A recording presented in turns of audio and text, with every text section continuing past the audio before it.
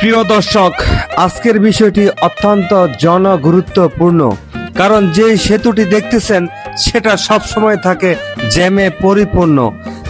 এই ভিডিওটি যদি শেয়ার করেন তাহলে আমি হব ধন্য, কারণ পুরাতন ব্রহ্মপুত্র নদের উপর প্রায় 7 থেকে 8টির মতো সেতু নির্মাণ করা হয়েছে।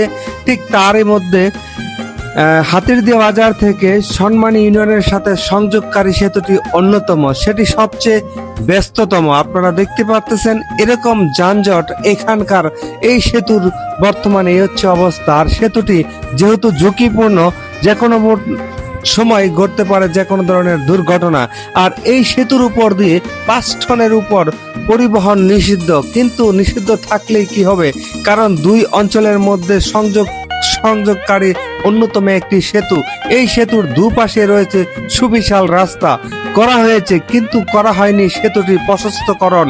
এই সেতুর উপর দিয়ে গাজীপুর ইন্ডাস্ট্রিয়াল এরিয়ার কিছু কিছু উপজেলায় কাঁচামাল বা বিভিন্ন মালামাল সরবরাহ করা হয়। বিশেষ করে সিলেট এবং চট্টগ্রাম থেকে এই সেতুটি ব্যবহার করা হয়, এবং গাজীপুরের কিছু অংশ থেকে এই সেতুটি ব্যবহার করে পণ্য আনা নেওয়া করা হয়। সেতুটি যেহেতু সরু, সে সরু সেতু পারাপারের ক্ষেত্রে দুটি প্রাইভেট কার দেখেন কিভাবে পারাপার হচ্ছে।